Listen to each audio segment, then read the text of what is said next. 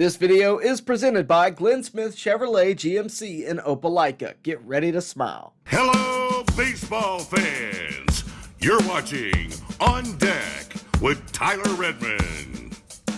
Once the market opened up, it was the Braves knocking on the door. They started with Jorge Soler. He was traded to the Angels for Griffin Canning.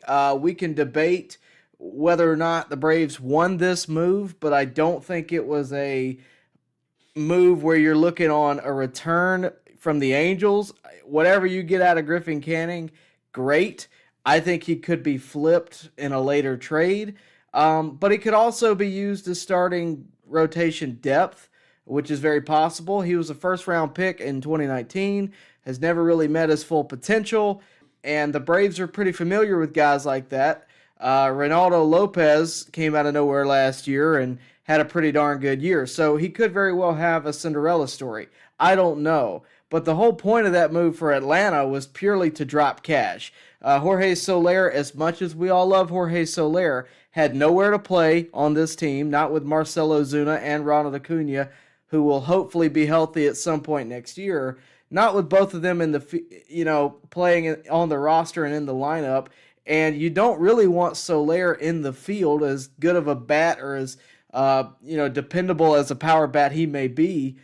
Either way, he was owed $32 million over the next couple of seasons. And all in all, again, as much as we love Jorge Soler here in Atlanta, former World Series MVP with Atlanta, there just was not a place for him to me that made sense. I told you a long time ago that I thought it was going to come down to either Ozuna or Soler, and it's hard to argue that Ozuna is the asset that you want to keep between those two. He certainly had quite a year at the plate, and I think personally that's what makes the most sense. And Soler was the one I circled in terms of most likely to be traded.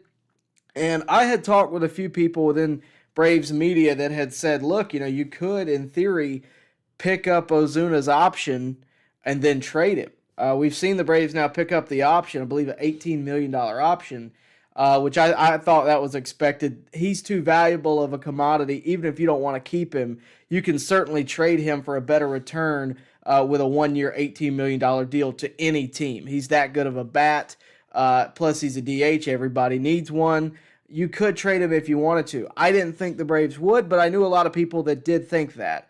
We're hammering down high prices at Glenn Smith GMC in Opelika. New full-size GMC Sierras discounted up to $12,500 off. GMC Terrains with a roomy cabin and pro safety discounted $6,500 off. Enjoy your holidays with no payments until February. Choose from over 500 new and used on the lot or on the way. GlennSmith.com. Get ready to smile.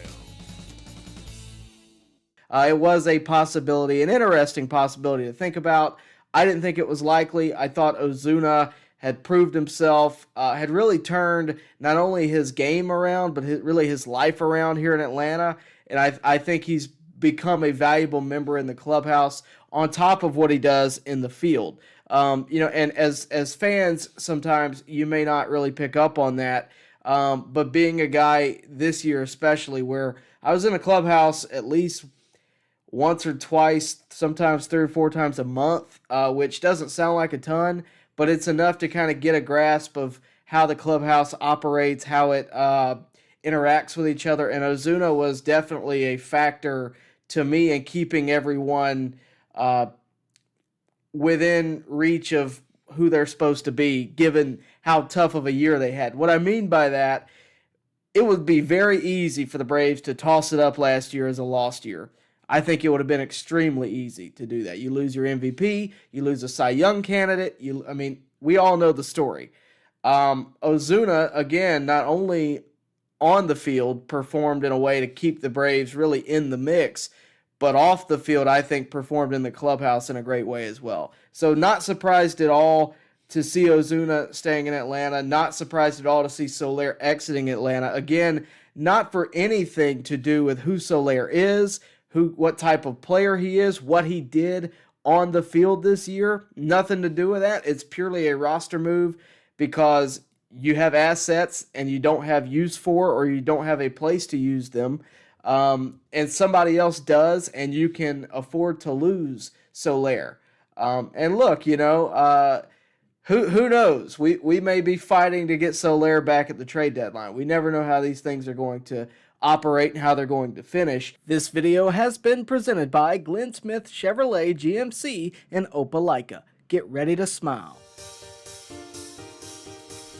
Baseball fans, make sure you like and share this video and subscribe to this channel. As always, thank you for your support.